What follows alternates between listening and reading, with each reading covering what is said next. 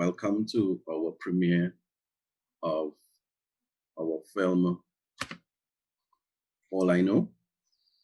On behalf of the Caribbean Male Action Network, CariMAN, I am pleased that you have chosen to join us today. This event is part of the MenEngage Global Alliance Ubuntu Symposium that was launched in November and will continue well into 2021. I will share more information about the Ubuntu Symposium later on. CariMAN is a regional network of individuals and organizations across the Caribbean working on transforming masculinities and engaging men and boys to promote gender equality. We believe that an important part of transformation is reflection, and we hope that the premiere of this film can encourage us and facilitate that critical reflection and an honest and constructive discussion on the issues related to men and masculinities. My name is Kevin Liverpool, and I am the administrator of the Caribbean Male Action Network. And to assist me today through the proceedings, I have with me Aisha Challenger. Aisha is a government information service officer and reporter in Dominica. She has been a radio personality, event host, and planner for the past 6 years. Currently, she is the host of the Engender series, which is an initiative of the UNDP, which features topics that explore the systems, practices, and policies that enable gender-based violence and look at solutions to end them.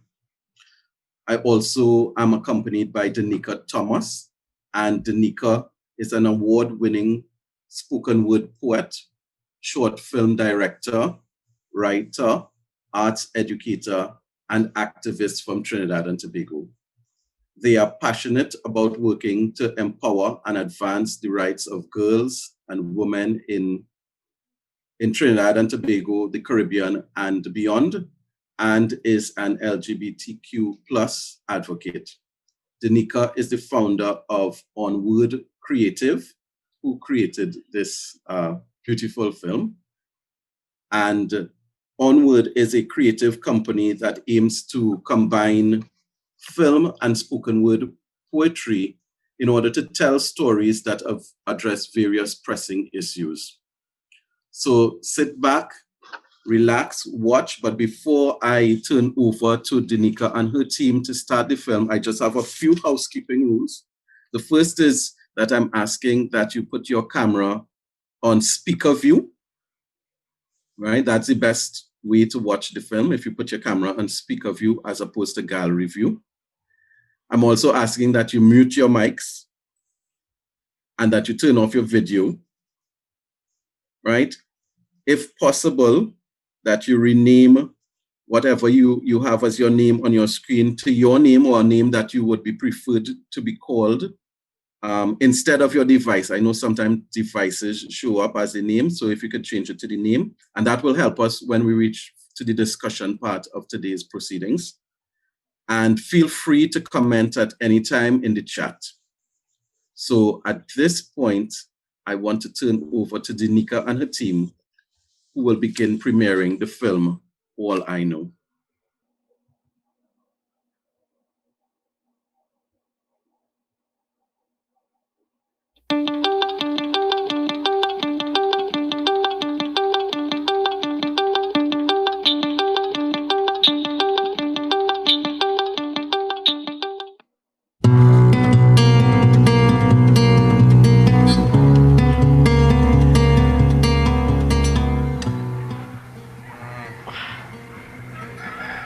Not bad today, no, son. Really? Yeah.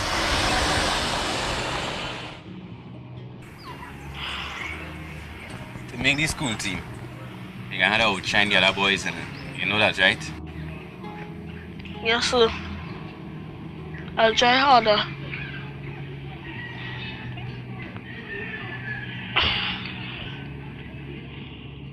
Don't worry. You'll get there. Your father was a star player back in the days, innit? You must get something from me, right? Yeah, man.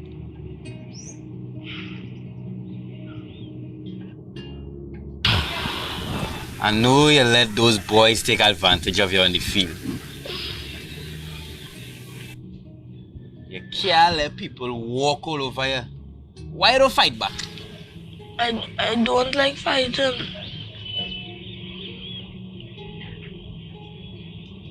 You know how much fights I get into when I was your age? No, sir. Boy, my father would have knocked me out if he didn't know I let anybody hit me a lash and I hit them back to lash. You can't just tell people stop it and expect them to listen to you. As a man, you have to talk with this.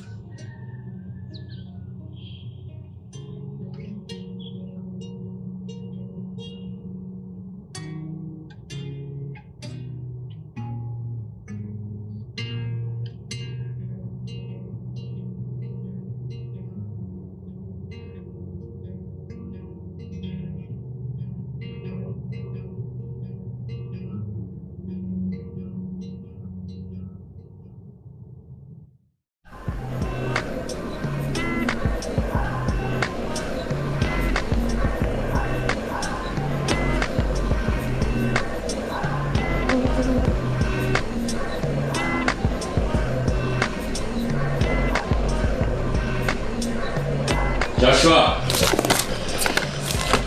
Yes, sir. Go and cover the goods.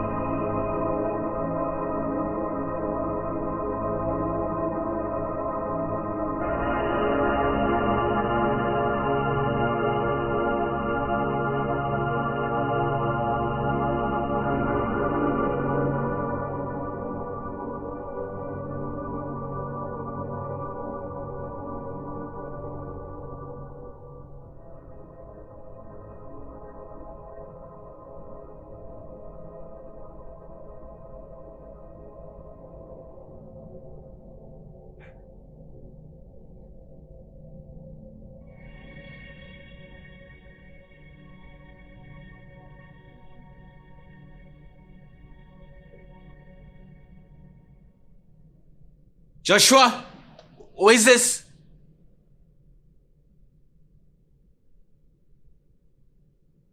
Come here.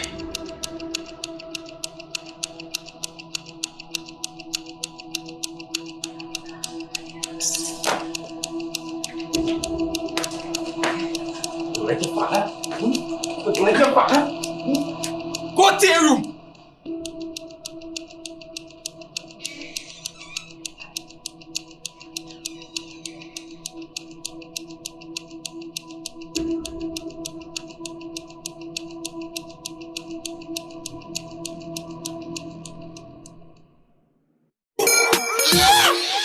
Look me in my eyes when you're whining, baby. Take your time when you're whining down. Look me in my eyes when you're whining, baby. Oh, go away, you're whining, whining. Look me in my eyes when you're whining, baby. Take your time when you're whining down. Joshua! Wendy!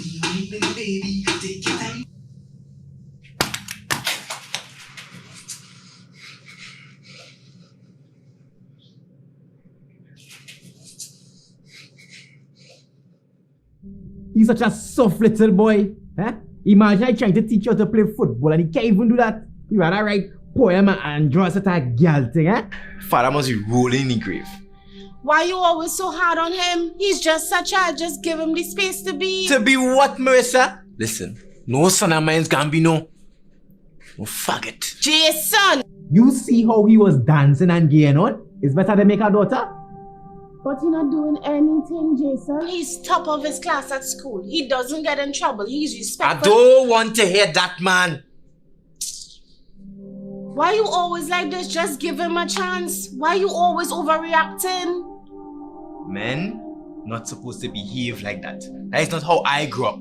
Men not supposed to behave like that.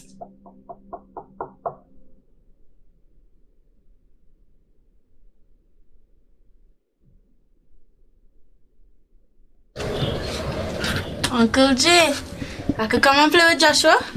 Brandon. Come now, come now.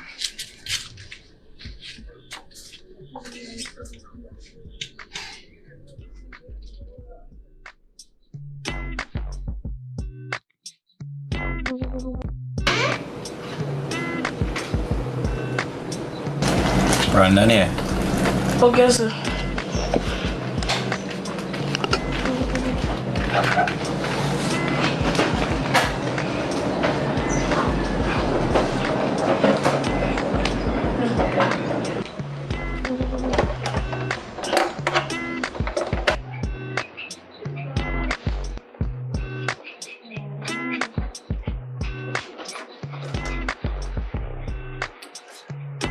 Me watching live.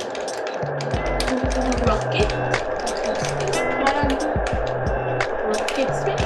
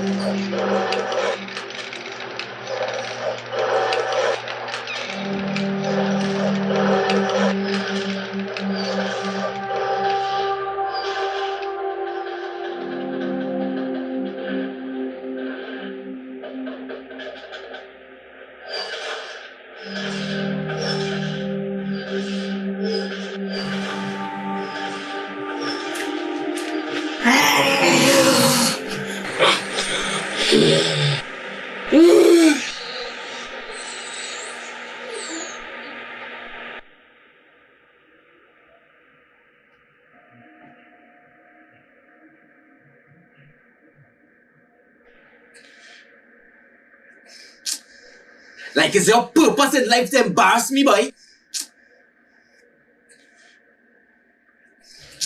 Come, come.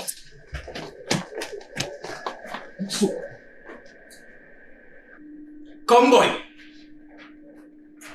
Come.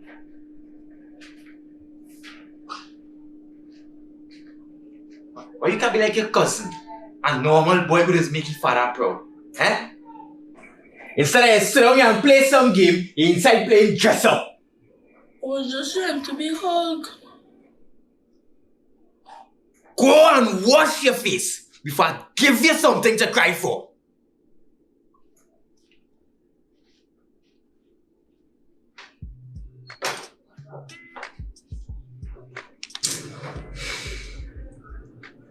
Brandon, best say hello now, okay? I'm sorry I had to see that.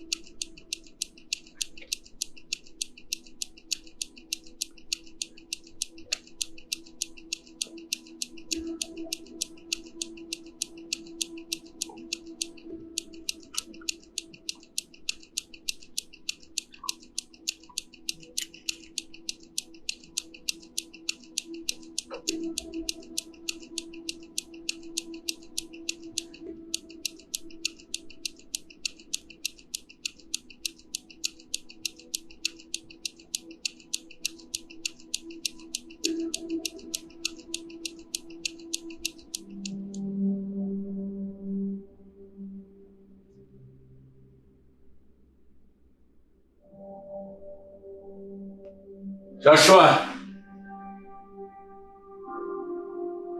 Joshua!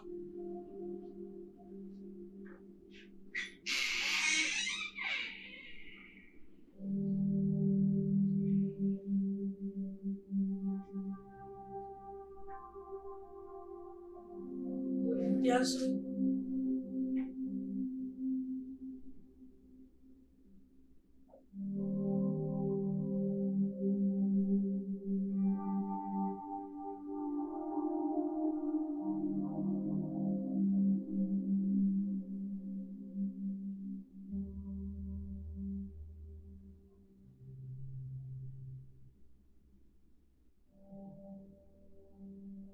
Joshua.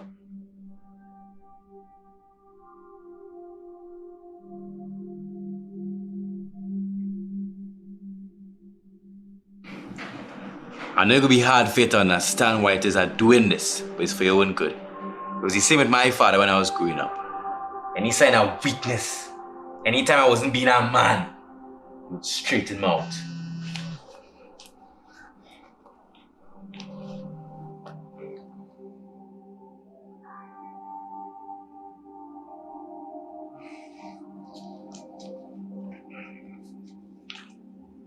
You trust your father?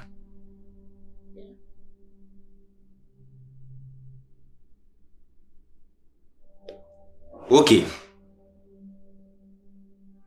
I brought someone for you. It will fix everything. This is our rites of passage. After tonight, you won't be a boy anymore. You're going to see the world differently.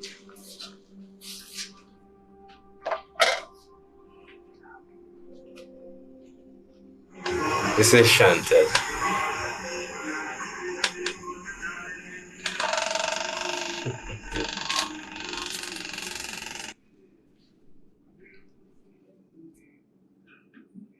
Sure to, sure.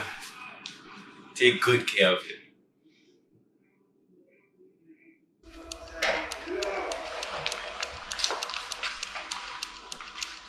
Jason?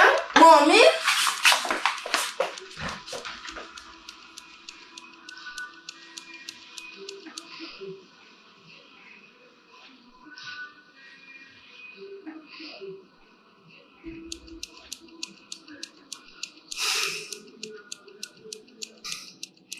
Jason, what in God's name? What the hell it is going on here?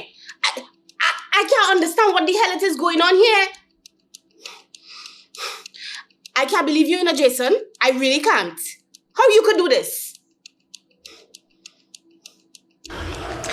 Go back to your room, okay? And pack some of your stuff. Some clothes, a toothbrush, and some toys. You go, my granny, okay? Okay, Mommy. Okay.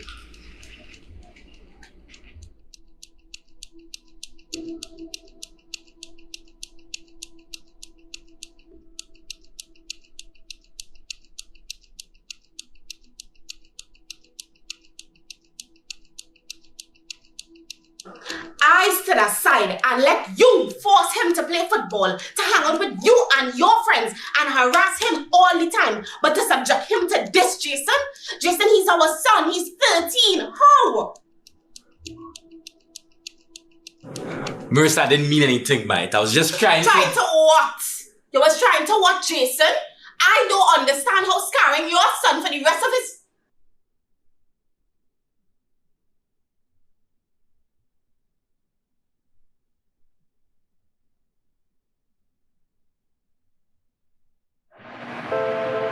Marissa, I didn't mean anything by it. I was just trying to...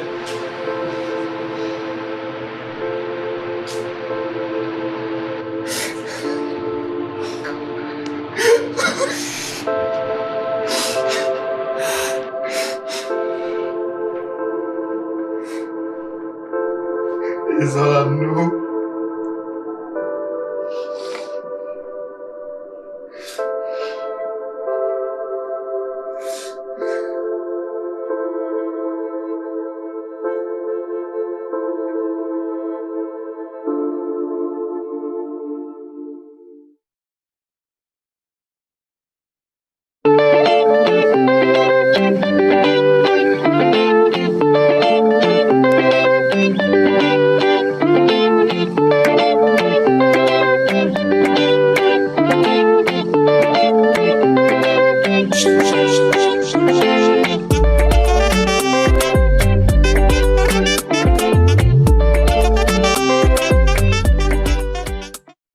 time I watch it, I tear up. Aisha, how are you? I'm well, thank you. Thank you for having me. What should I say? The film hits home simply because at the end of the day, these are real life situations that children encounter, unfortunately. And when you have these prescribed gender roles as to how a young boy should act, what his masculinity should look like, and the fact that he chooses, not to engage in sports, he likes poetry instead, the fact that he doesn't fight back when he's hit or may complain to a teacher, his behaviors may be associated with that of a girl. And it's hard to understand that, when a man asks his child, "Do you trust me?" and he sought to solicit the service of a sex worker to try to make his boy into a man. And what really hit home is that when he said to his son, every time that, when he was a child and he was not tough enough, his father will reinforce, that he's supposed to be tough. And you can even tell that perhaps he himself was abused as a child. And it's just a vicious cycle of abuse that occurs, in different ways, in different forms as time goes by. Because, his son is not the man that he feels that he should be. He even said that, his father may be rolling in his grave. So, Yeah. these things, provoke a certain emotion in you. And, we have a term here in Dominica, we just say, "Elas." How sad that these things actually are, that is really occurring, even in today's society with all the advocacy and everything that's going on. Yeah. Yeah. I want to give some opportunities for the audience to chime in and share their initial reactions on the film. So you can do so either one out of two ways. One, you can put it directly in the chat. You can share how you feel, or you can use the hands up icon, and we will call on you to unmute your mic and share how you feel. So you can either directly put it in the chat, or if you want to share with us, you can put your hand up and we would ask you to unmute your mic and share, your initial reactions after viewing the premiere of All I Know. You see, 2 participants have raised their hands. Okay, sure. You want to call the name and ask them to unmute, Aisha? We have Maria Fontenelle. You could unmute your mic and go ahead. Hi, good morning, everybody. And thank you for inviting us into the space. I'm Maria Ponton. I work with the Eastern Caribbean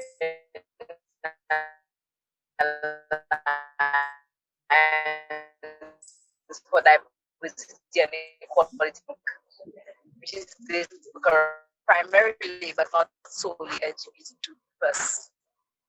LGBTQ plus heart-wrenching, particularly because I'm having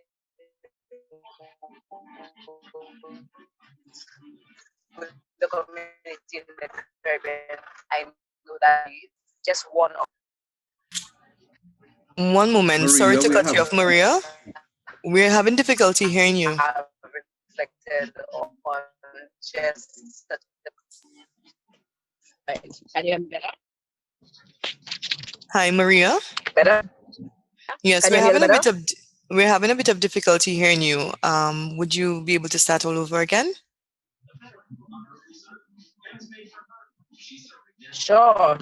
Yes. I was just saying, after introducing that it's really heart-wrenching because we know that these are stories that we have heard in the region through doing work with LGBTQ plus community. These are real in misguided ways to straighten up a child that may not even be gay in the first place, because of course a child enjoying pursuits that are Aisha, not. I think we would have to come back to Maria. You can hear me? Yes, there's a bit of an echo and a breakup. Oh, okay. Well, yeah, but I will put my. Yeah, yes, we have. Yeah. We'll get back to you in just a few minutes, Maria. Perhaps maybe you could change your location if there's any better internet service in your area. But we also have two people who have raised their hands. We have Kamla and we have Kenita. Kenita, could you go ahead? You can unmute your mic and speak.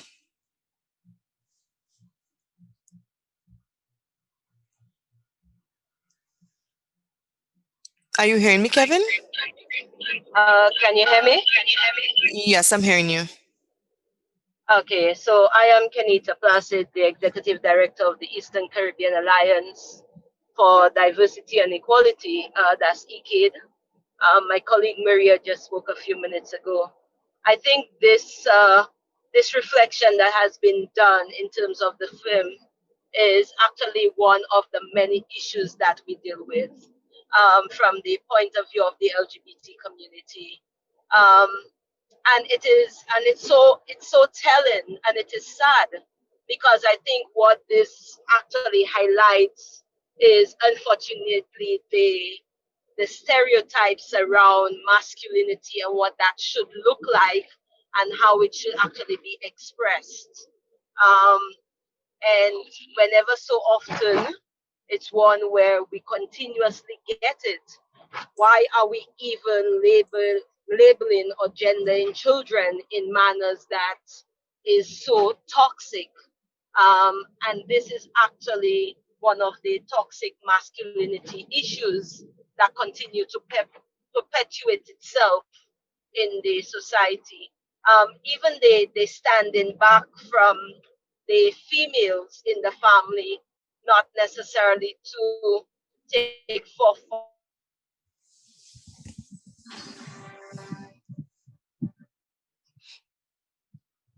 Hi, Kenita, are you there?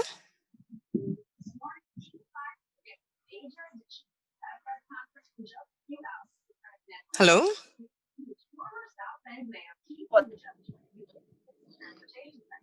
You got cut off there for a minute. I was saying that even with the toxic masculinities that we deal with, it's continuing. Even how our females in families allow for certain things to happen because they too actually believe it, and they support the men in pushing the children. So I think this actually tells a true reflection of one aspect of what some of the young people are dealing with. Which may not necessarily, where they may not actually be gay, but just different in terms of drama, dance, even debating instead of the physical sports that they are expected to partake in.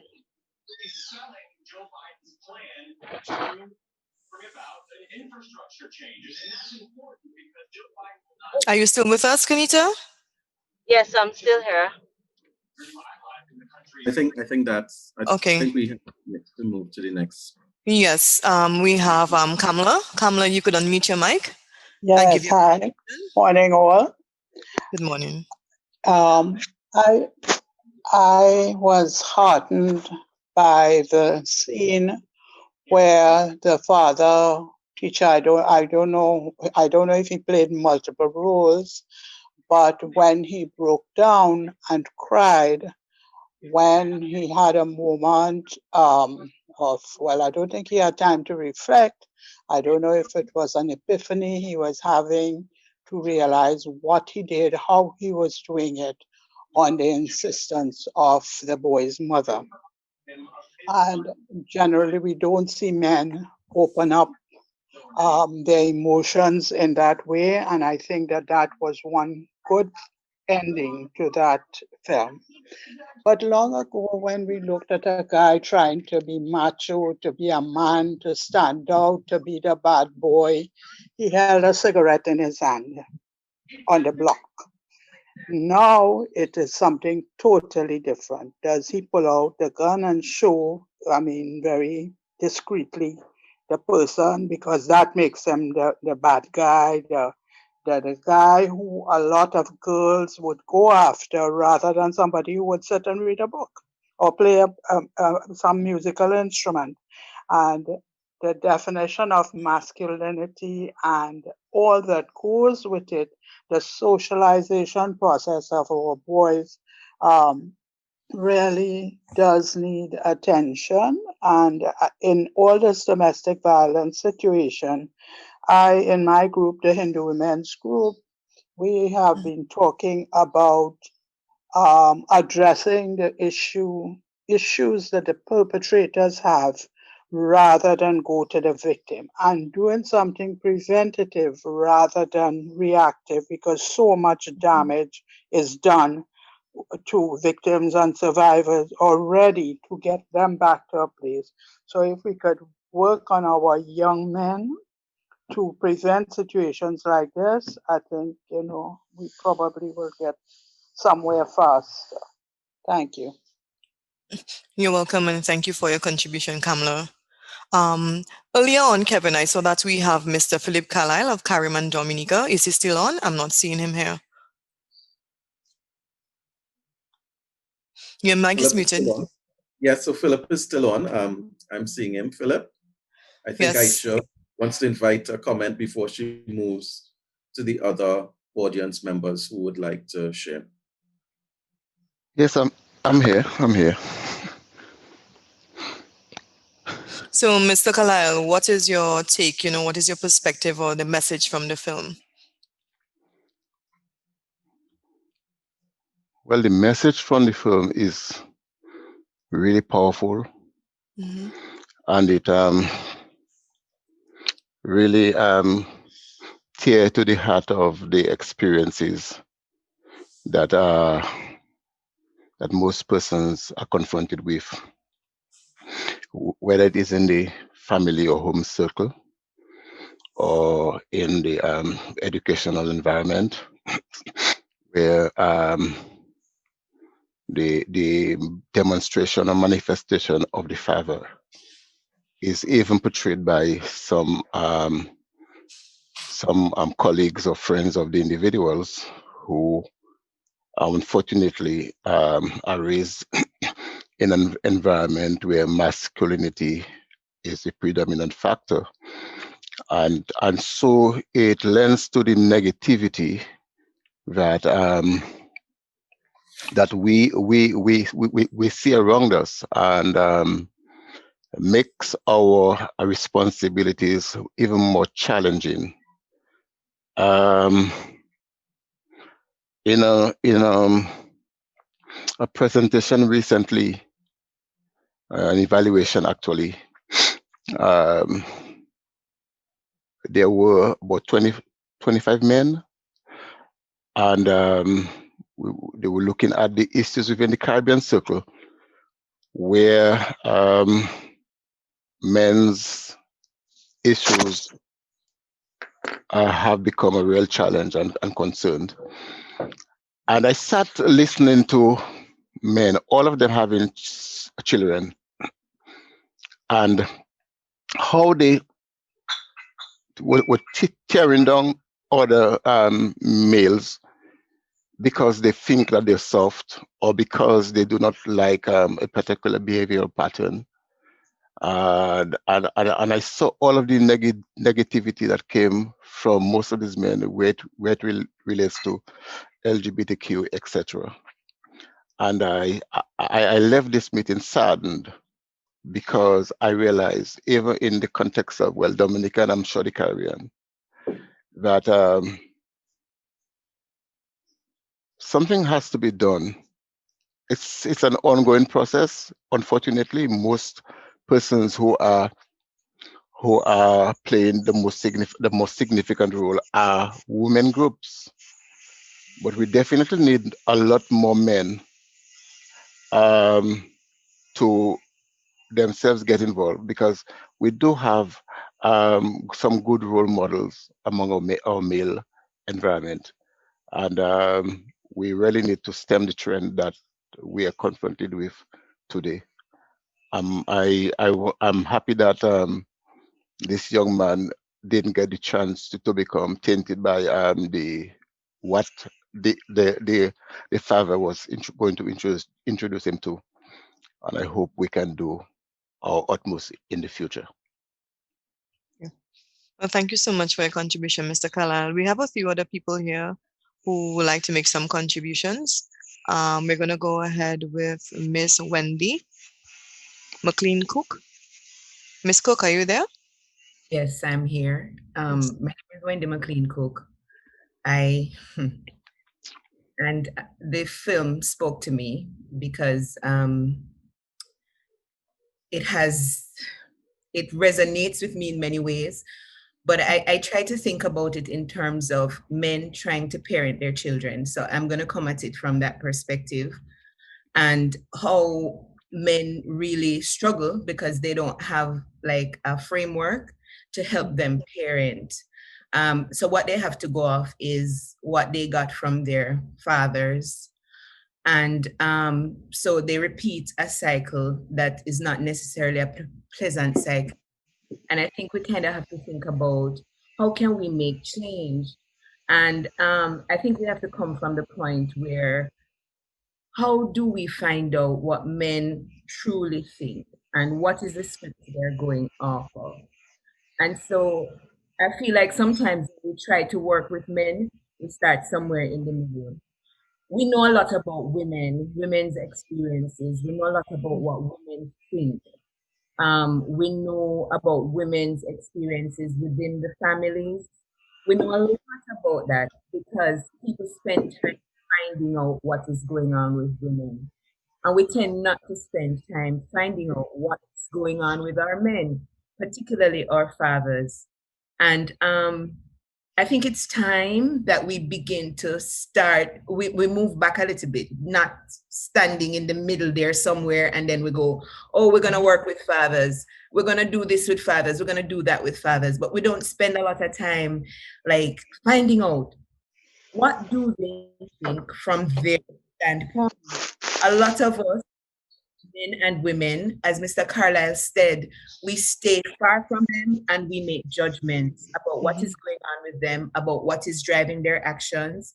But a lot of time we don't ask them, when are we going to begin to ask these men who are struggling and repeating cycles what they think? And that is so very true, because over the weekend I had the unfortunate conversation with a few of my friends, and some of them actually have a lot of repressed issues, but they genuinely believe that the role of a man is not to show any emotion. They genuinely believe the role of a man is to be tough. And some of them, they're opposed to actually joining any form of social groups simply because they feel at the end of the day, that's not what a man is supposed to do. I mean, it was a bit of a shock to me because I've known these people practically all my lives. But to know that is what they really thought about what a man is supposed to be. And where does the conversation really begin to try to chip away at that, to eventually break it down to see whether it's okay for them to have emotions. It's okay for them to speak about their feelings. It's okay to speak about an unfortunate experience that you've had in the past that made you into that abuser that you are today, or have you with that necessary mindset that you have. And so I feel like we have to go where they are to reach them. They're not going to come to us. They're not going to come to us to join an organization we have to go where they are. You said you've known these people all your life. And I never knew that. So, I mean, to get to our men, we need to go to them wherever they are and speak to them. That's my thinking anyway. I'm a student at the University of Tennessee, and I'm Jamaican, and I focus on research with men, and that's the standpoint I'm speaking from. Okay. Well, thank you so much for your contribution, Wendy. Yes. Miss Bond, are you there? Colleen? Hi, yes, good morning. Thanks very much.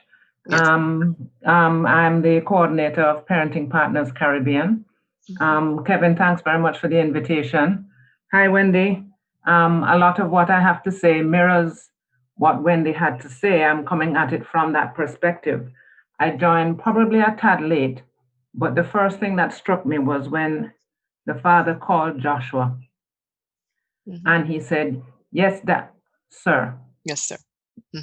It immediately sets the stage of what his relationship is with his father. He's 13. And so clearly, that relationship has been like that for a while, that he catches himself, that, maybe outside he refers to him as daddy, but in the house, he's sir. And there's an established relationship there. And so the family bonds, the connections that a father could and should have with his son and daughter, it really needs to start when they're very young. I'm sure when his son was born, it was all pride and, talk to his brethren about, boy picnic and so on and so forth. And in some of the research that we have done at Parenting Partners Caribbean, we have found that both the mothers and the fathers, as the children get older, they're very conscious of how those bonds are reflected in their physical attention, whether it's by hugging, by bathing, whatever it is. They're very conscious of what they're doing because they don't, particularly with the boys, but also with the girls, they're very conscious of not wanting to be seen or having the boy child become soft, as they say. And so a lot of that attention and emotion doesn't get shared with the boy child. And so, all of these things, and clearly that is something that the father, I forget his name, Jason, was experiencing. And the challenge is, as I think Wendy was talking about, the cycle repeats. Clearly he has a strong relation, Joshua has a strong relationship with his mother. And also Jason has a relationship with the mother, because it was when she called him out that he broke down. Very often and I was reading this recently, that when a lot of men get together socially, it's superficial discussions, whether it's, things not relating to them, if it's politics or it's the cricket or it's the football or something that happened to somebody else. But when it comes to how they're feeling, my girlfriend just left me, it's like, man, plenty fish in the sea and, suck it up and so on. But inside himself, he may be hurting, he's grieving, he's lost somebody special, but who does he share that with? And so, and I agree with Wendy in terms of what and where are the spaces that men have to talk and share those things. We had a conference some years ago, I think it was actually in St. Lucia, and we had a representative from Tobago who had a radio program. And after the conference, he decided to focus on men and fathers, and it was a late night show. And he said the men would call in, because it's anonymous, nobody can see you. The men would call in, and some would be in tears about issues of limited access, the mother bad-mouthing them, and so on. So what I'm really getting at is, there were a lot of issues in there for discussion points, but for us, it's that the family bond between a parent, mother, father, with their child is so critical to how a man like Jason grows up from a boy to a man, with the feelings and the expectations of their own children, because they're so conditioned with all the norms of the judgments of what people think about them, and if you grow up with, sufficient confidence in, I really don't care what you think, but this is how I'm raising my child, so it's about the space for the men to have the conversations, and for the women to have the conversations, and for the men and the women to have the conversations, and to have that space where they can do that comfortably and openly without the judgments. So that's just what I wanted to share from that parenting and family perspective. Thank you so very much, Colleen. I made a similar observation because the child will not even lift his head to speak to his father and even try to establish any form of eye contact You Right. know, apart from the fact, and even his father will call to him, he'll twitch because he just doesn't know really what to expect right now. Right. Yeah. Because all he's used to is, I guess, being lectured or being berated for a whole heap of insults. But as soon as his mother walked into the door, he realized that he had a safe haven. Yes. He immediately ran to the mother. So, it goes to show within the family that there needs to be a discussion amongst husband and wife or boyfriend and girlfriend, as to how they actually go about parenting their child. And many a times women, because it is said that men are the head of the households, they leave the parenting or, whatever the man decides to do with the child, they keep quiet and silent about it, even if they think that is wrong. And they let it slide. But sometimes it goes, it goes into, a very long period, and the impact on the child is left for a very long time. It is, and it's difficult. It's harder to quote unquote fix it later. Yes. You really want to get those bonds early. So thanks very much. Yes, you're welcome. I hope we can get to share this in other fora. Thank you so much for your contribution. Hi, Kevin, are you there? Yes, I'm here. Yes. Yeah. So, like I said at the start, it was poor raising. It really made me reflect on the challenges that both men and boys face within the family. I just want to, I know Marsha has been waiting some time. She put her hand up early, so I want to invite Marsha to share a bit of her reflections. Greetings, Kevin. Thanks so much for having me in this space. I am the sitting president of the National Organization of Women in Barbados at this time. Obviously, all of the contributions that have been made before are important things for us to reflect on. Thank you for the work with this short film. I think this is the kind of thing that, gives us a lot of the space that we're trying to create to have these very difficult conversations across the Caribbean. Theater and the use of culture has always been one of the ways we've started difficult discussions, calypso, so on and so forth. So I completely affirm that as a methodology for starting these discussions. What I wanted to talk about a little bit, because I'm sure that CariMAN, I've not come here to preach to you in terms of how to engage men and create safe space for men. I'm sure that you guys know way more about it than I do.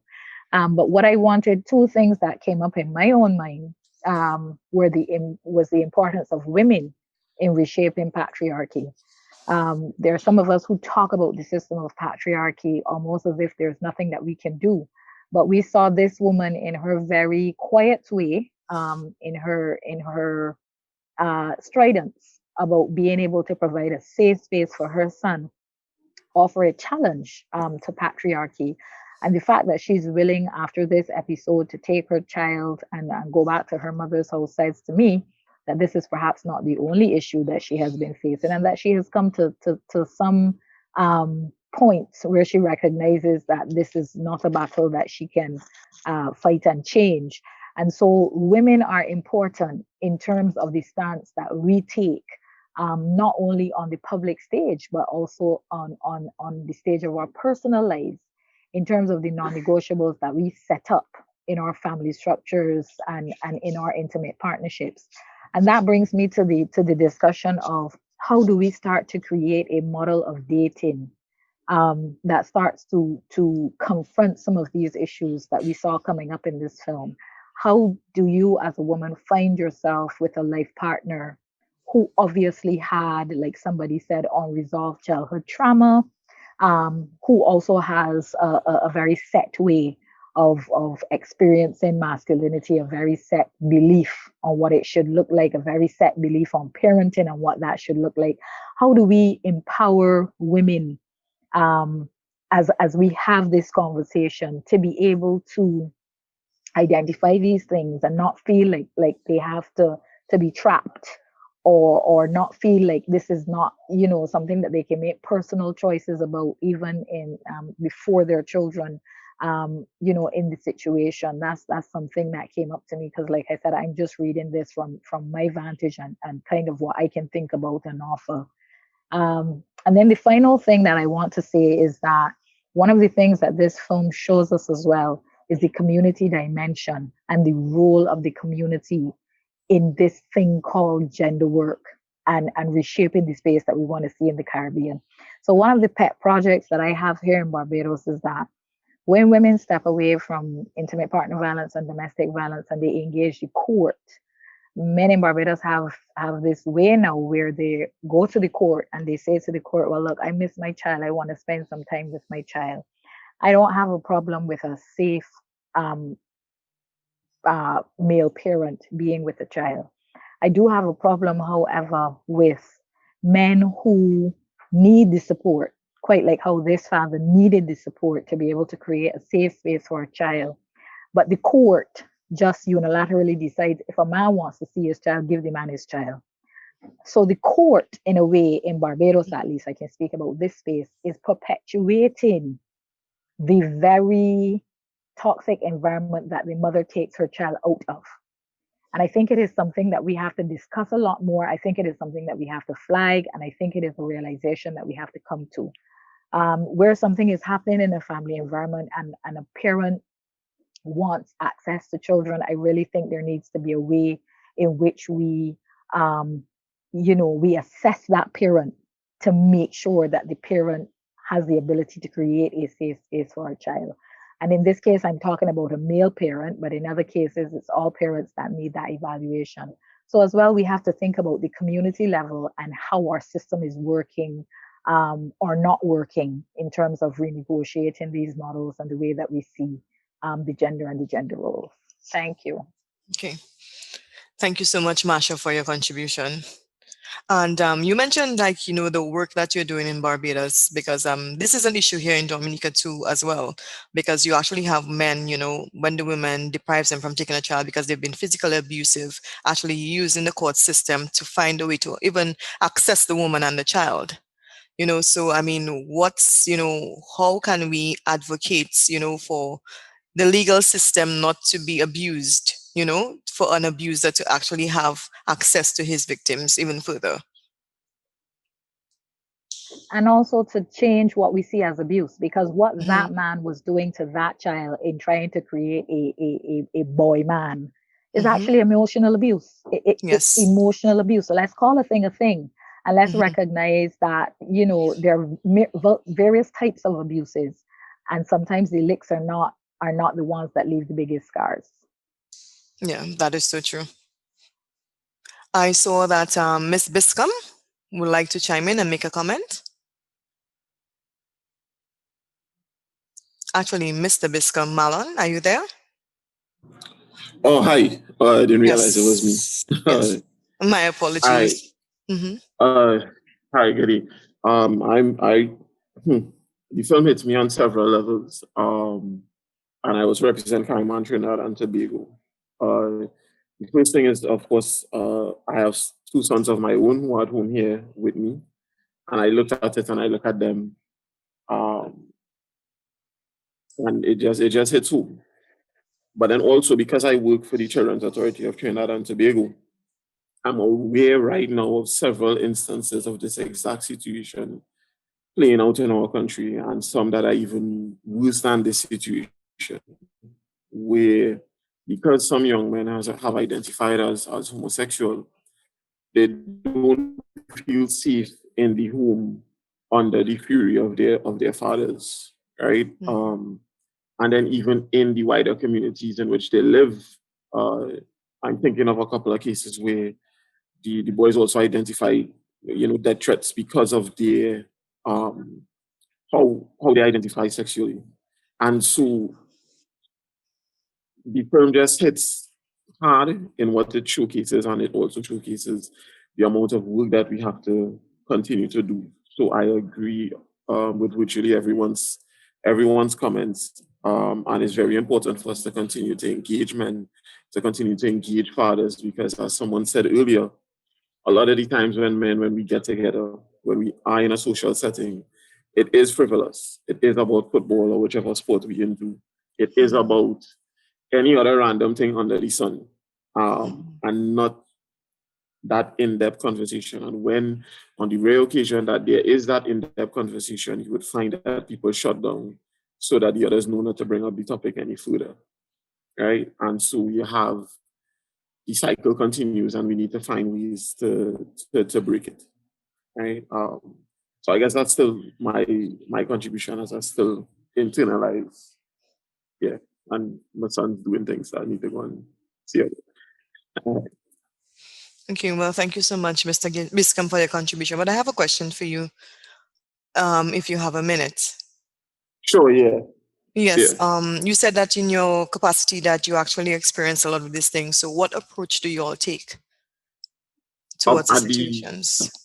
Well, that's the thing. The nature of what is happening right now is such that we've had to remove those children from the homes or the spaces that they're in and put them into safe spaces. In one instance, I can't speak about specific cases, but in one instance, we have where young men would have run away from home and are now in a space where they feel safe, which is with other persons who are also of the same homosexual persuasion. But then we aren't convinced that they are safe in that space as well, because of the possibilities of prostitution and so on.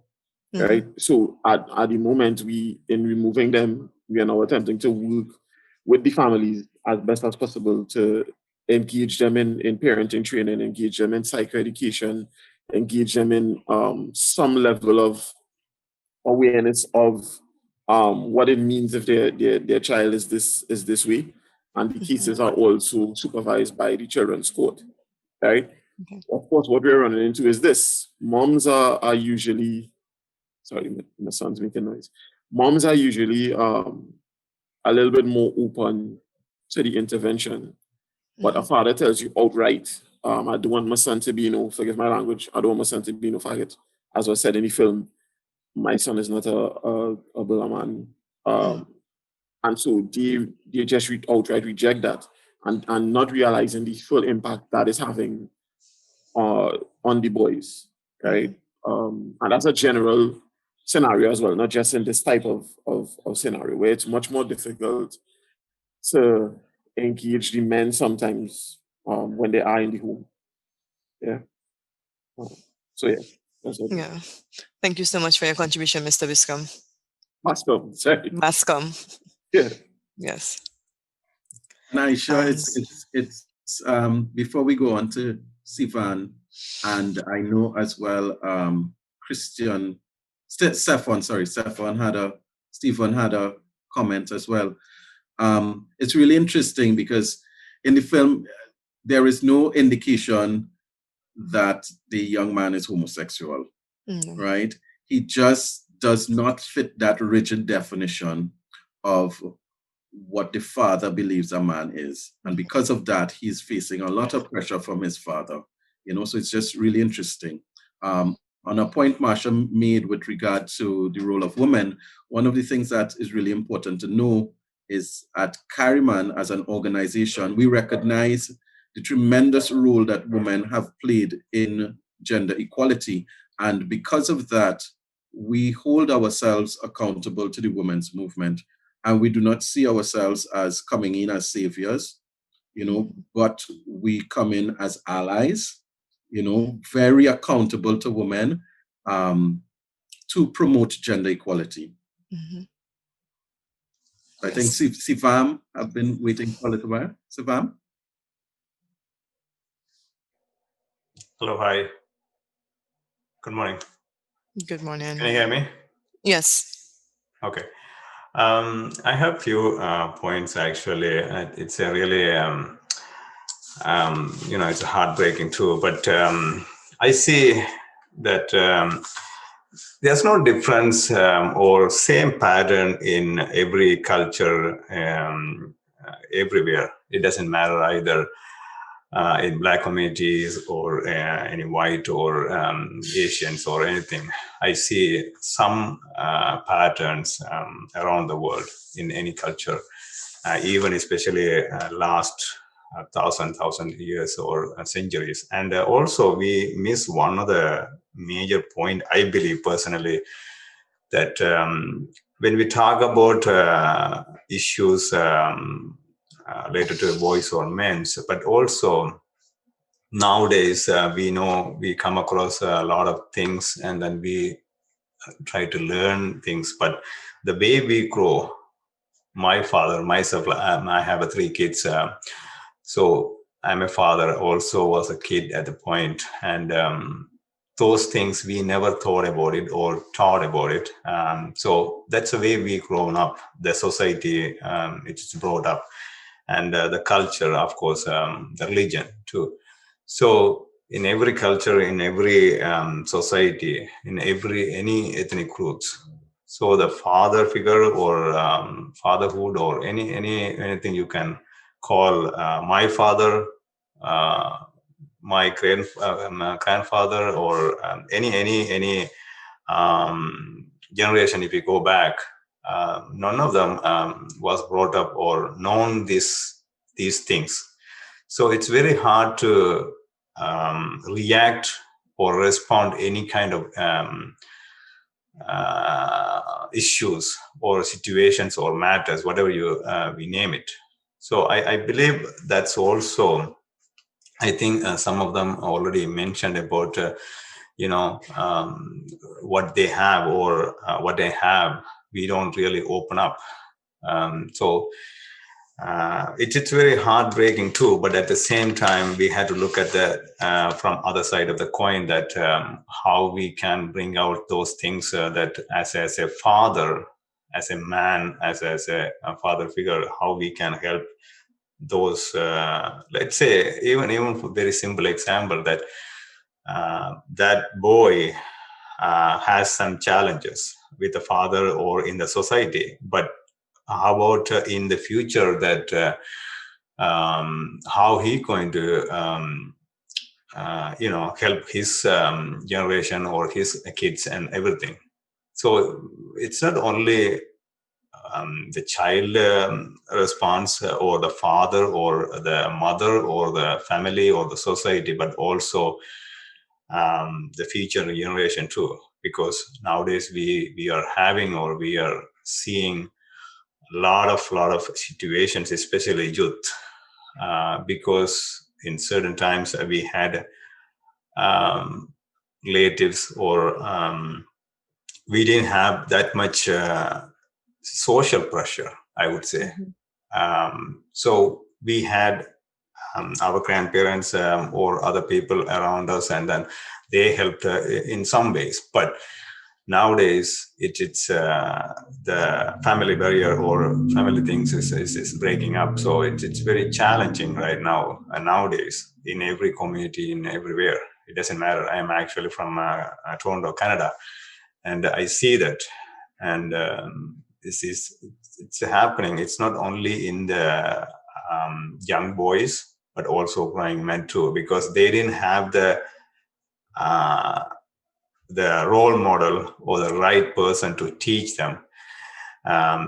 There's no right or wrong answer when we talk about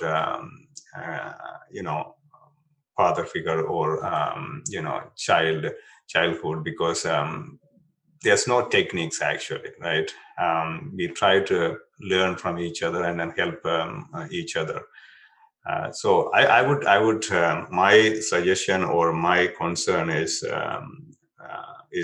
how we can point out or bring those situations or matters that our fathers, even the older generation, let's say even over 65 or in the seniors group, right? Because they didn't have any kind of ideas, right? So those are the things we also make some of the ways to understand from their side of it. Let's say I'm in the 40s, so how I can learn these things, how can I respond to those things, right? So if I don't know, if I never know, I cannot really help myself, and then I cannot really help other people, right? And also this is same thing applies to women too, right? Because they don't have any idea what the men we are going through, right? So that's what I just want to share. Thank you. And Actually, my name is Sivam Velayudham, and I'm the founder of Voice of Men 360. We are based in Toronto, Canada. Thank you for the opportunity. Thanks. Thank you so much for your contribution, Sivam. Could you tell us a bit of what Voice of Men of Canada actually, what you all do? Well, we recently started in the lockdown. We recently started, and we are actually following the 6 pillars of Voice International Men's Day. We are part of IMD International Men's Day. So we are currently running about 4 weekly live shows. Mm-hmm. But we are planning to do a couple of other things in the near future. But we are in the early stage. So it's basically we want to help boys and men, not only one community, but also in any other communities too across the world. So we are working on a couple of things right now. Okay, thank you so much for sharing, Sivam. Yes. Hi, Kevin. Yes, I'm here. Yes. I know Stephen has been waiting a while. Stephen works with young men in Bahamas, so I'm sure he would have some very critical reflections to share with us. Stephen, you want to unmute and share with us? Yes. Good afternoon, everyone. Thanks, Kevin. So my name is Stephen Thompson. I work with the Young Men's Leadership Program. It's a program for at-risk youth, young men in the Bahamas. And we really focus on, masculinity, character development, and just kind of creating, planting the seeds of being better role models for their communities. And that just gives you a little bit of context. And aside from that, I also function as the Director of Equity, Belonging, and Mental Health at the Cape Eleuthère Island School, which provides space for inclusivity, and I do trainings on LGBTQ trainings and conflict resolution and different things like that. So just kind of a quick reflection on the film. It definitely was close to home. I mean, being someone from the Bahamas, experiencing some of those things, seeing it happen to peers, different things like that. I think it does a really good job of pointing out the issue and some of the challenges that are very real and, very pervasive in our culture and, just globally, a global problem. But I think, something that Wendy mentioned earlier about reaching the men that aren't in this room, that aren't in this space, whether it's the head space or the academic space, or even have the influence, or even just the young man that was on or being portrayed in the video as the father, right? Those people are not in these spaces to have these conversations. So how do we reach them? And I think for me, I'll kind of offer a different approach to the film. Was that a part of me wanted, and I don't know how we set up, initially the context for this discussion, but a part of me wanted to see the other side, because we always talk about or depict what it, when we do depict it, we depict the bad stuff, right? But I'm wondering if there is a way to use this, if this is a missed opportunity to be the role model, or to show what would be the difference in his reaction to the son in this situation, right? Because a lot of like a lot of people have said, a lot of people come from backgrounds where their experiences or their traumas kind of add to why they act this way currently. They didn't have certain role models growing up, or even just a decent authority male figure, right, in their lives.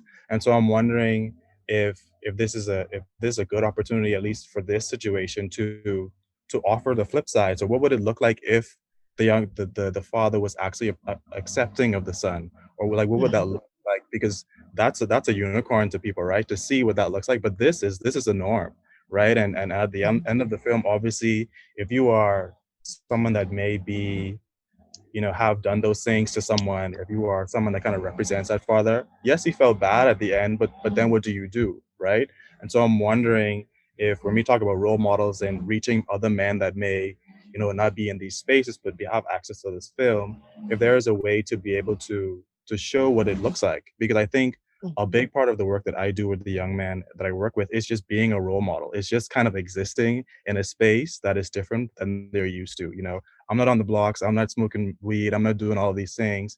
And to be able to show them that, oh, there is a different archetype for being a man is powerful enough, right? Because it sets a tone for, yes, all of the people in my community do this one thing, but this mentor, this one adult mentor, male mentor that I have, is doing something totally different, right?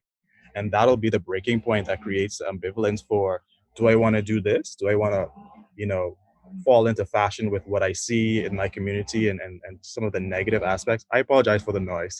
but the negative aspect of that, or do I want to fall into step with this new, this new thing, this unicorn almost of, presenting as a man in a different way.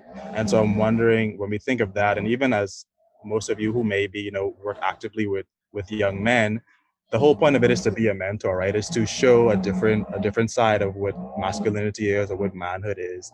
And I'm wondering if this could be, and obviously I don't know if that's the whole point of this, is to critique the film in that way. But I'm just wondering, like, do we need to look at that now? Do we need to create space for, here's what it actually could look like? Like if this same thing happened to you, young men or fathers, here's what you actually could do. Here is a better way to approach this. That is still in line with, acknowledging the emotions of having to deal with, oh, my son may be, not what I wanted them to be, but still being more pro-social and less this.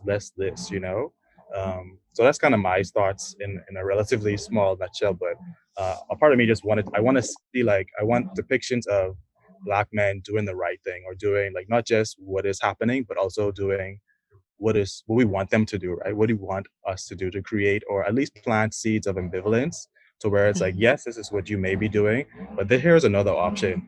You choose, you decide, because that's what we do when we work with youth. We create spaces of ambivalence where you have this way of thinking, but what about this? Like, let's change those cognitions, let's change those thoughts, which add to the behaviors.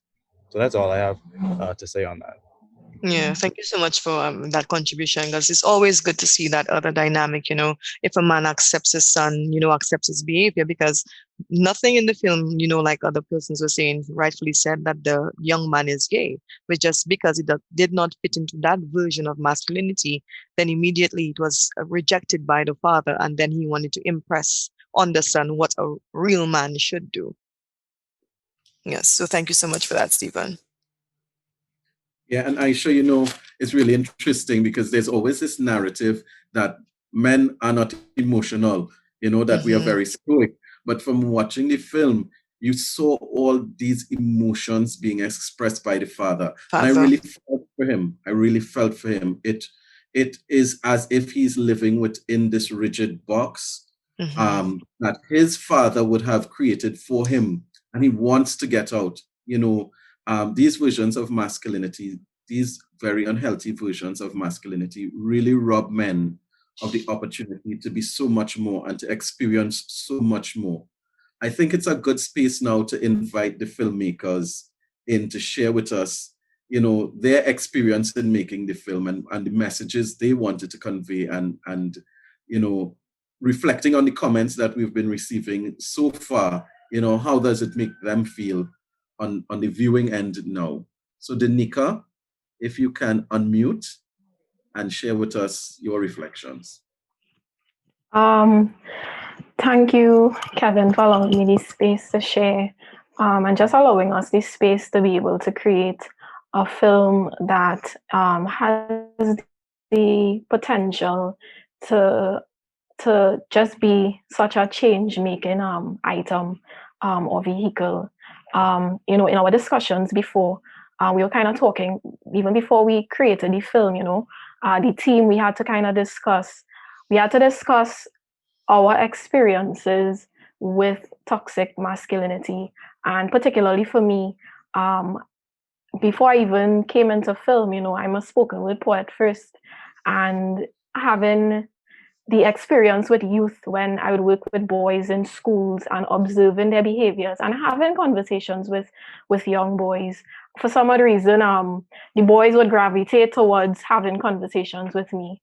It's probably because I'm one the, I appear, I present more masculine in the way that I, interact with spaces, being non-binary or whatever it is.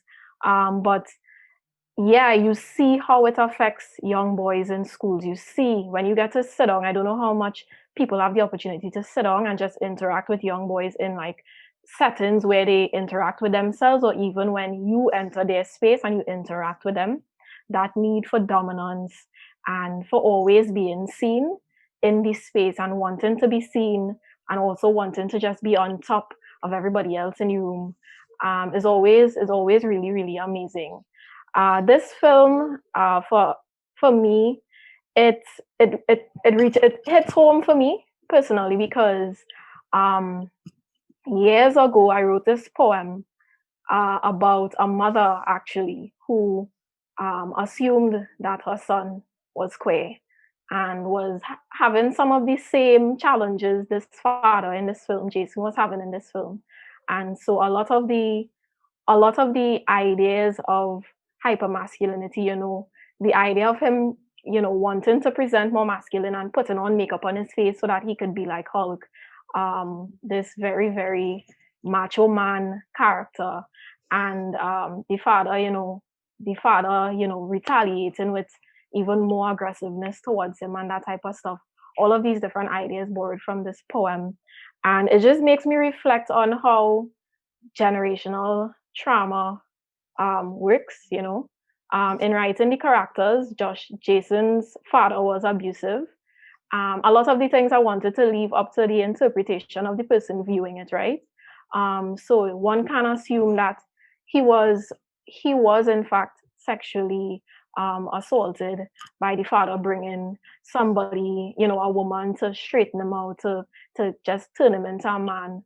One could assume he was also physically assaulted in the way that he interacted with Joshua, going to that violence and going to that aggressive way of, interacting with him, in seeing him not being this idea of the man he wants him to be.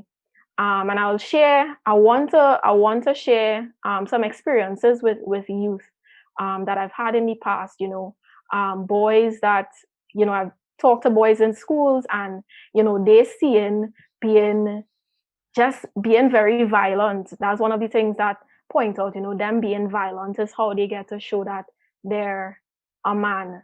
I would have performed the same poem, the stories kind of based on in schools, and have boys laugh, at how the mother respond to the son in the poem. And if there's any room for me to perform the poem, Kevin, so that you all have a greater idea of, where the story for the film came from, I would be happy to share. But it's just real scary. It's real scary that we live in a society where the culture is built on so much dysfunctionalities, if that's even a word. Like, so much of what we deem normal it's not functional, it's not healthy. But when we go in our circles, it's celebrated and it's adored. You get lifted up on men's shoulders in certain communities for doing something like that. Where I grew up, that's the type of thing people will get a tap on your back and, yes, boy, you do the right thing. You beat out at him, you have to straighten him out, yes. And it perpetuated in so many layers of things that youth interact with every day. Sometimes I just feel so scared because it's like, where do you even begin to do this work to start to correct some of these ills, some of these issues? But I'm really happy that so many of you work in organizations that do the work, that start to do the work and that interact with youth, so that we could see some form of change where this is concerned. But overall, just an amazing opportunity to share and to see this just being able to be used as a tool for change. And thank you so much, Kevin, for that opportunity. So, Danica, just to be clear, you're saying that you're willing to share your poem with us today? But I don't mind. I mean, I don't mind sharing. But as I said, in the poem is a mother interacting. Yeah. I think, and I think we can fit it in closer to the end so that it could leave with that impact as well. So thanks for that addition as well, Danica. Sure thing. Yes, I mean, her contribution was really impactful to know that, crafted from a poem now into a film, to see how she can actually reach a wider audience to actually begin that conversation as to how we address the situation, Kevin. Yeah. I mean, throughout the Caribbean, I think, well, like Sivam rightfully said, irrespective of the culture, whether we're white, black, Asian, these similar situations exist throughout the world. And where does the conversation begin, and Like, I remember one time the Bureau of Gender Affairs have something called Talk on the Block, where they'll actually go into the rural communities and sit with the boys on the block and have a conversation with them, about what do they perceive, abuses, why do they react certain ways to certain conversations. They will actually carry it into the rum shops, where some men will congregate and play dominoes and try to have that conversation there. And it is true that we need to meet men at different levels and, try to make them understand that being emotional is not being weak. And even if something was done to you as a child, that necessarily is not the correct way. Wendy rightfully said there is no framework, for as to how to be a parent. There's no framework for anyone as to how to be a parent. But most importantly, I think what we should try to teach people and coming out of this film is that what happens to you doesn't necessarily have to happen to your child. And even if it was not accepted by your parents, you need to be more receptive and open, when it comes to your children. Yeah. I know, Aisha, this particular issue didn't really reflect in the film, but we can't not speak about it. We live in a region where 1 in 3 women report being victims in some way of violence. And this violence is usually perpetrated by a male intimate partner. And we can't separate that from what we've been seeing on the film in terms of the father's socialization of his son, his raising of his son into such a very rigid way, or his desire to raise his son that way. So we really can't separate it. And a lot of people often, come up to me or message CariMAN asking, what can we do?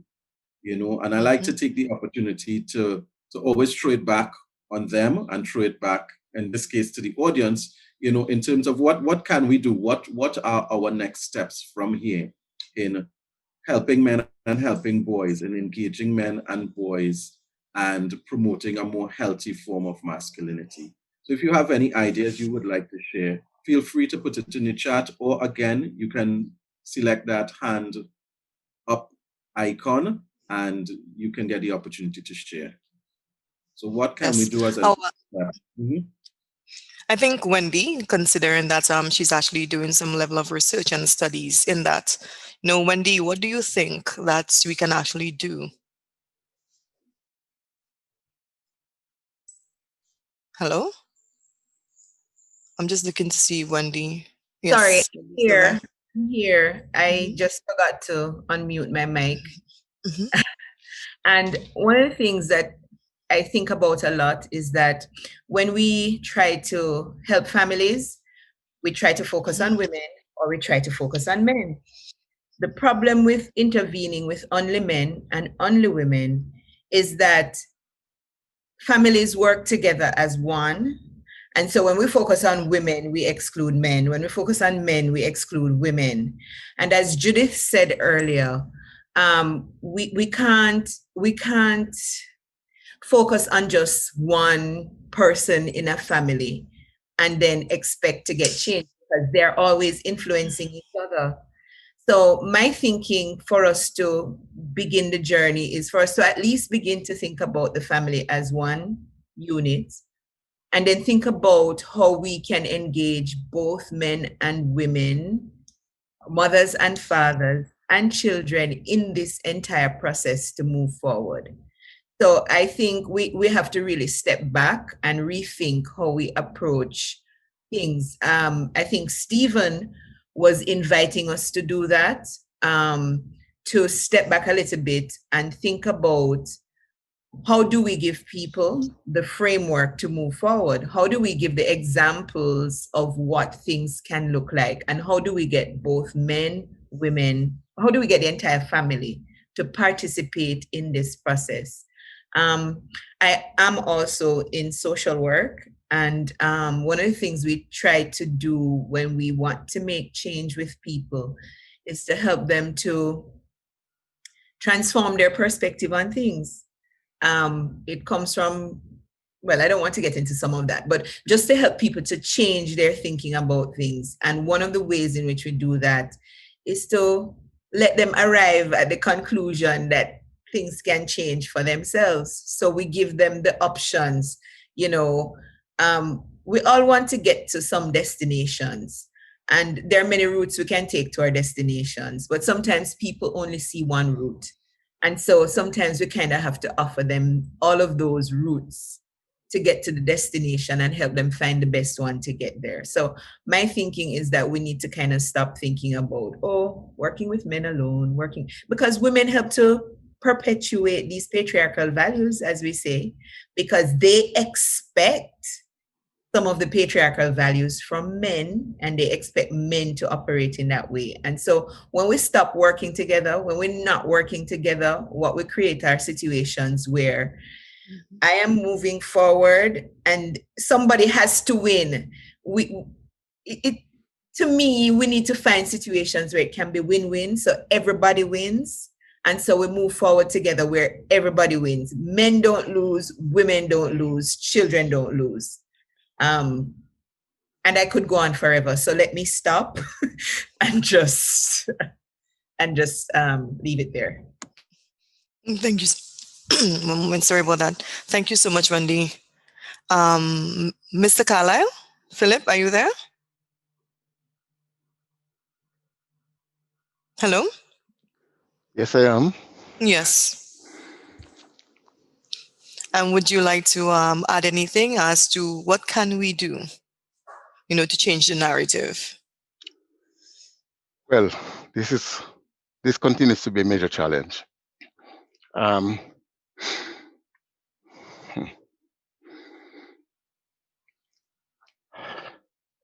We have to tap into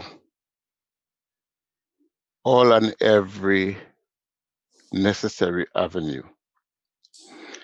There has to be the echoing of voices, especially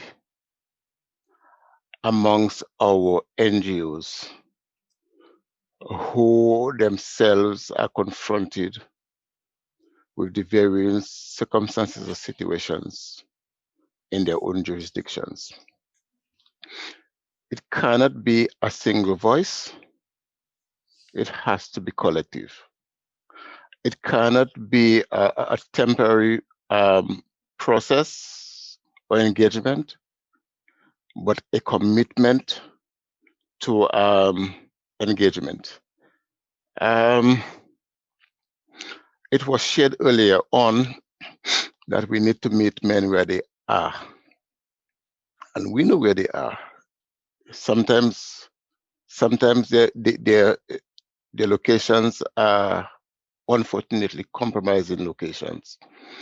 Their locations are influenced by certain negativities that they've become accustomed to. And so, yes, we've done quite a lot of that in the Dominica context.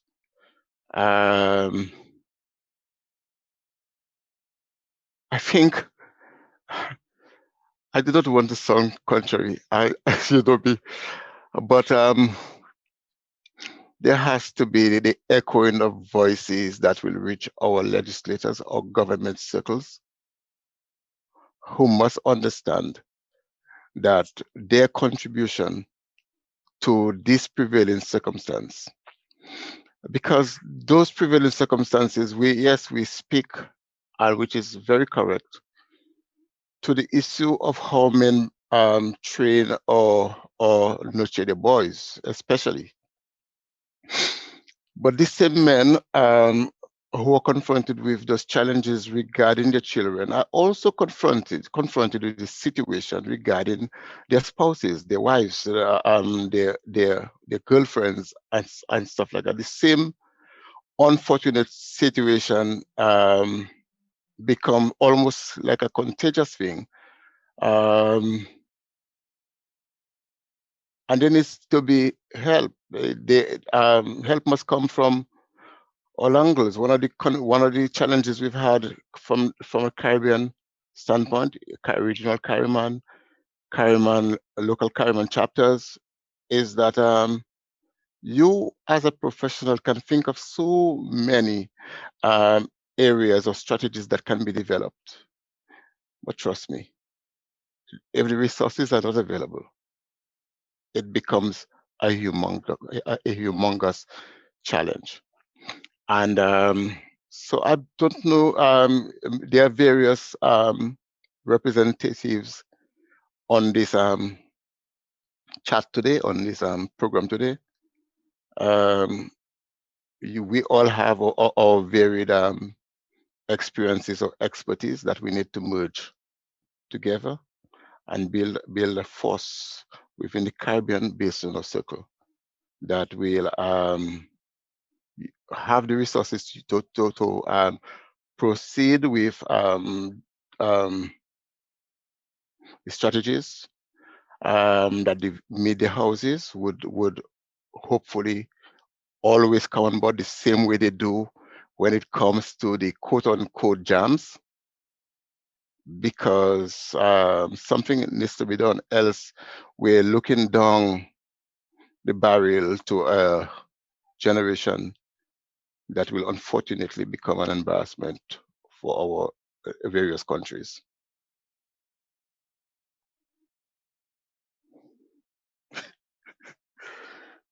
You're on mute, Aisha. Thank you so much for that heartfelt contribution, Mr. Carlisle. Well, we you. know personally the constraints that we faced here in Dominica in relation to having the necessary resources to assist victims, you know, and even the constraints that we have when it comes to actually advocating and, you know, to change the dynamics of things and to actually change the narrative. And, you know, as you said, you know, different groups need to come together. You know, sometimes we have, you know, every single group which has the same objective, you know, but they do not unite, excepting if they're actually invited to, you know, a forum like this. Yeah. But when you speak to, you know, a small developing island like Dominica, you have so many different NGOs, you know, coming in, and we should actually be one to actually achieve the same goal. I agree. We need to abandon this silo type of system that we operate in. If we have one cause, it's a cause that is not selfish or focused on one set of persons.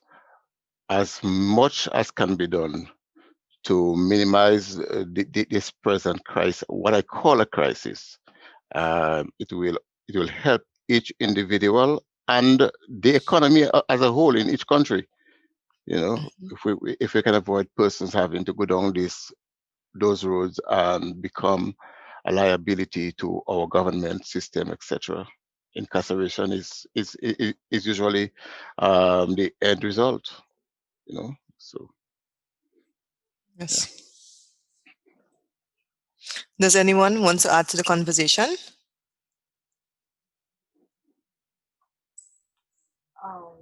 Just to say that I agree with us not working in silos. There are ways in which the work that we do is similar. There's ways in which obviously necessarily is different. I think what we have to do to strengthen ourselves in the CS space is to start to talk a lot more about the intersections.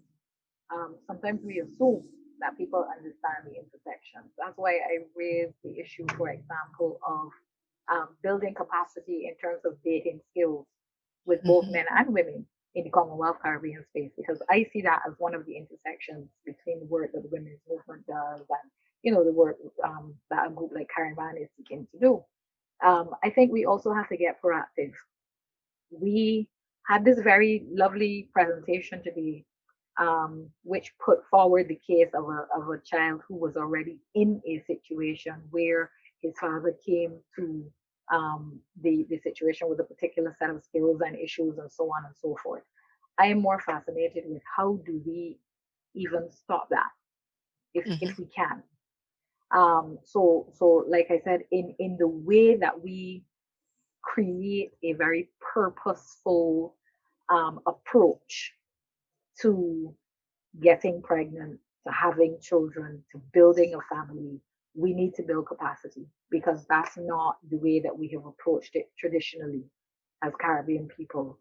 And so as we talk about framing solutions, yes, we have to frame solutions for people who are already in that situation, but we also have to make sure, for example, in programs like our guidance and counseling, in programs, we don't even, I can't even think of any that we have that work with young adults, 18 to let's say 25, in terms of just being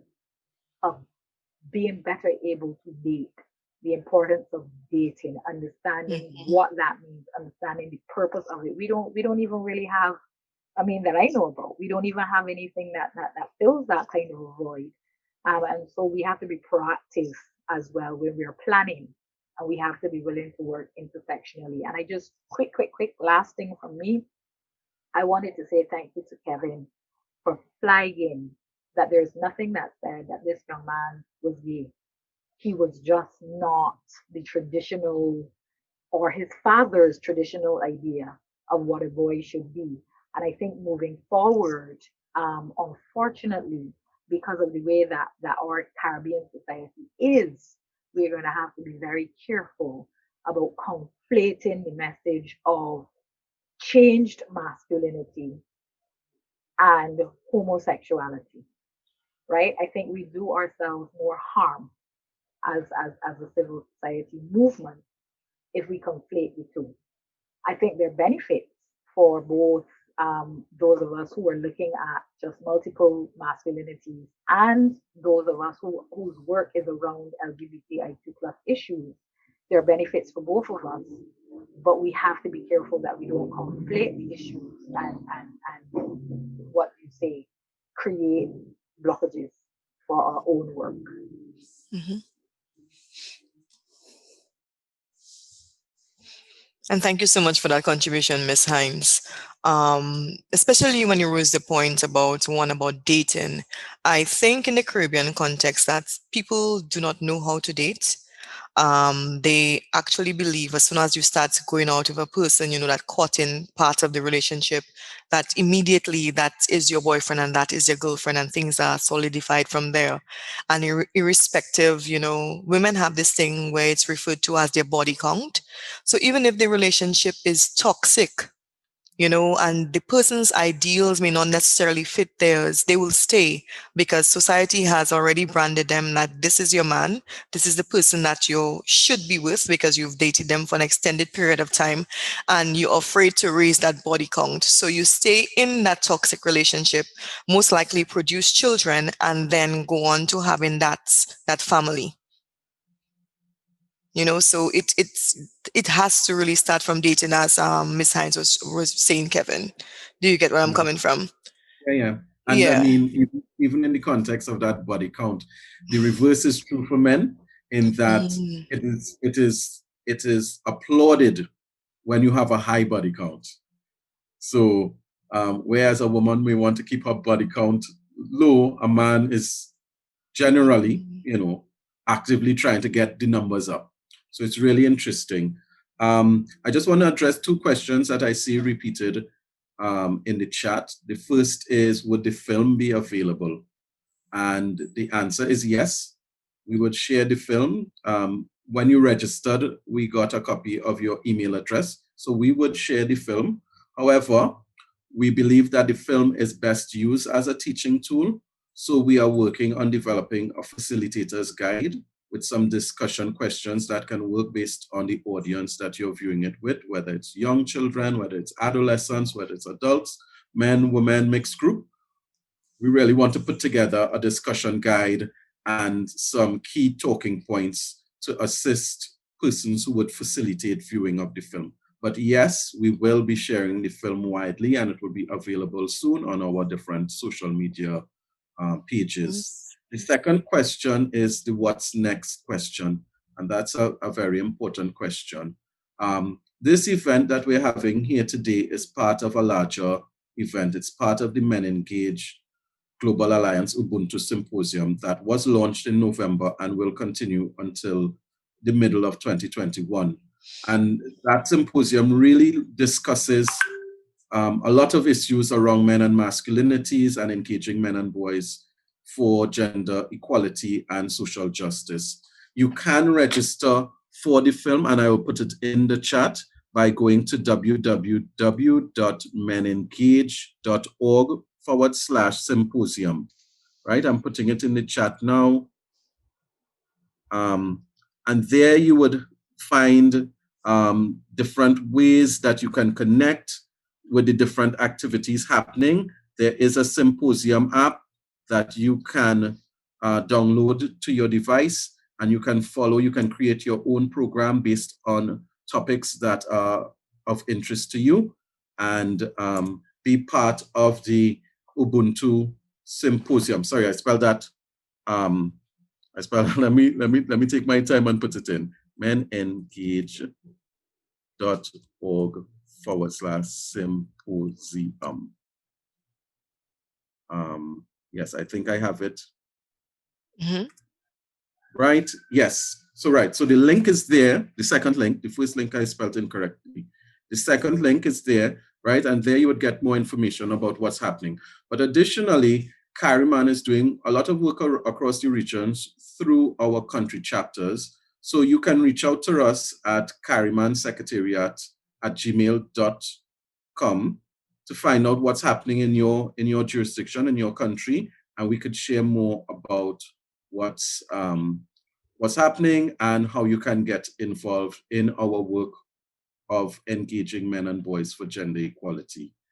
I will also put the email address there, and feel free to connect with us at any time. Right? It is now 11:45 on my time. I think it's a good time, Aisha, to bring Danica back on. Yes. Yeah. So Danica, if you're on, I think it's a good time to bring you on. Okay, I had a quick thing to say. Yes, Colin, you could go ahead. Just quickly before you bring her on, sorry. When you were talking about what we can do, and I think we're talking about framing the solutions, we need to be guided by the data and data and analysis. And so I think the research in terms of what men think, what men do, how they react, and so on is critical. And so I just wanted to throw that in as part of the solution of what we need to be looking at. So we need the data. Yes, and you're very correct, because that's one of the constraints that we also have here in Dominica in regards to the data, because you need data to shape a policy.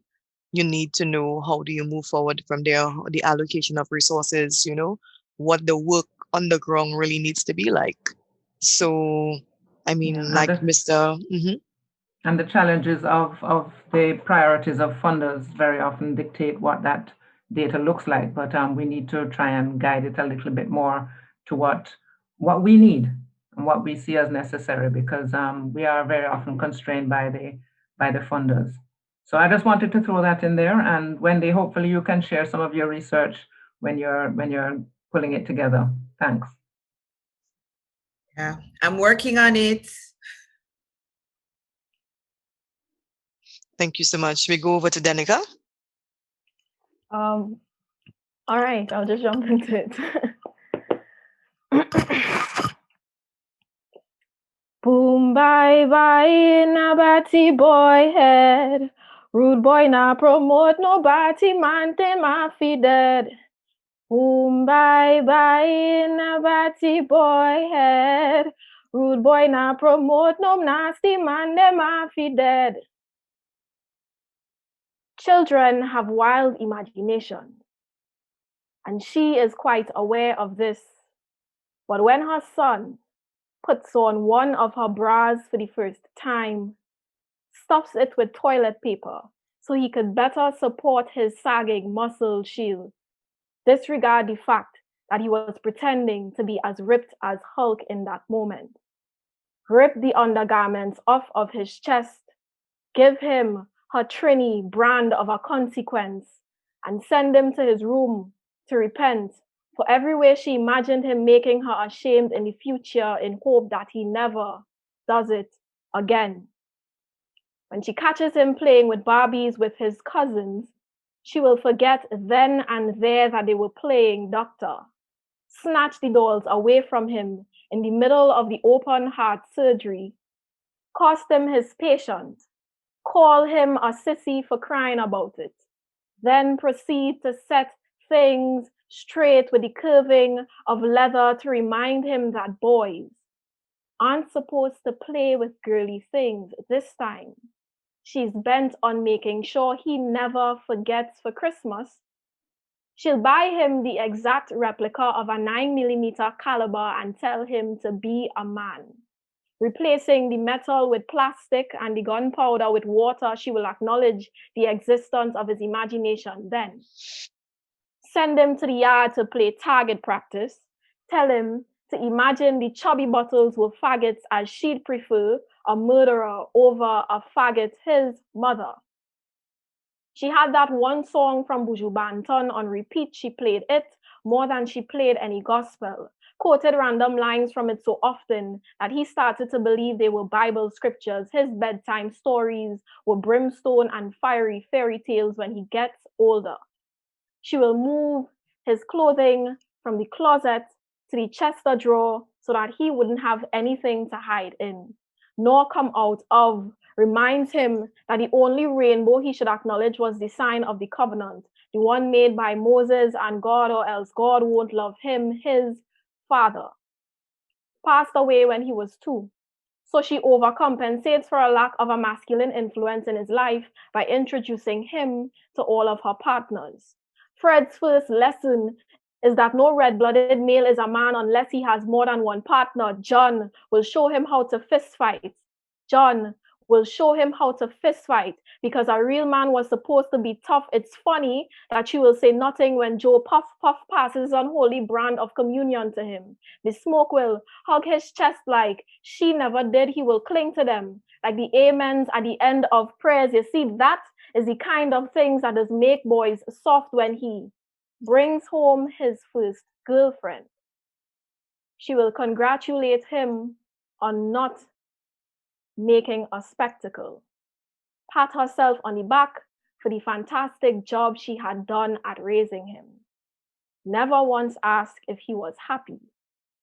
At his wedding, she will drink as if trying to baptize her own lungs from her sin, stagger to the podium as if her feet did not know themselves. In her speech, she will say that it was the best day of her life, that all of her hard work had paid off, and now her son was married to a beautiful woman and her beautiful vagina. Remind him that if it was not so, that she'd prefer a son who was a murderer over a faggot, a murderer over a bulla, a murderer over a gay boy, just like she did in his childhood. When it's his turn to speak, he will not be found. She will call out to him, but he will not. No one will know where he went. When they find him hours later, he is in the male restroom, hanging from a noose made of his own belt as leather, curves yet again to set things straight, the irony. Suicide note states, Mother, will you love me now that I am both?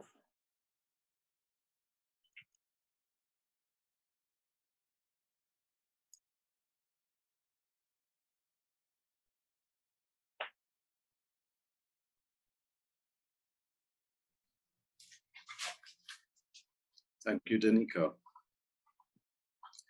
Aisha, any closing thoughts, closing words? Well, I'm still trying to grasp everything because I actually got goosebumps by Danica's poem. And like, again, how do we change the narrative? How do we bring home, acceptance of your children? How do we actually, break down these gender roles? What a boy is supposed to be, what real masculinity looks like. And if at the end of the day that your son is not that masculine boy, quote unquote, how do you begin to accept him, to allow him to live a fruitful and functional life in society, rather than day by day just, tear him apart with words and your actions and, smother him, smother his emotions to the point where in her poem where it led to his suicide. I mean, many a times, people's rage exits in certain ways. Mr. Carlyle said a lot of times, a lot of men end up, in the prison. And we have a fact that, our prisons are overcrowded. So to break the cycle, to stop these things from happening, we have to continue to advocate, groups have to come together to achieve that one goal. Yeah. I found the piece very powerful because like one of our participants would have shared earlier, it is not only men who perpetuate these toxic views, but also women. So our work to transform masculinities is not only a work to transform individual men, but also to transform institutions and systems that hold these views in place. As we close, I just want to share, the three steps that we encourage men, when we talk about transforming masculinities. The first is that we want men to begin to check our own attitudes, beliefs, biases about what being a man is. And this requires that we must be willing to be honest and vulnerable. We also ask men to listen to women. Because our words and actions affect women, it's important that we check in with women to get their feedback and their impressions of us and our behaviors. This requires that we be humble. And the third thing, but not the final thing, but the third thing is that we speak out and we interrupt our male friends when their speech and behavior is harmful. We know that silence is affirming, so this will require that we are willing to be courageous. So as we close off today, I want to thank all of the participants who joined us. I want to thank Aisha Challenger from Dominica for assisting me, Danica and her crew at Onward Creative for producing such a wonderful film. I want to thank my colleagues at CariMAN for the support, both today and throughout this process. Philip Carlyle, the chair, Trisha Bastio Gobin, one of the executive committee members. I want to express thanks to the MenEngage Global Alliance for providing that platform and resources to make this possible. So as we close out, I want to wish on behalf of the Caribbean Male Action Network, I want to wish to everyone here the best for the season. I hope that you are safe with your family, that you enjoy the season, that you stay COVID-free, and that we can rejoin each other at the next appointed time. So thanks all, and look out for communication for us in terms of what's happening next. And we will continue this work of engaging men and boys to promote gender equality and to end violence against women and girls across our region. So thank you very much and enjoy the rest of your day. Thank you so much, Kevin.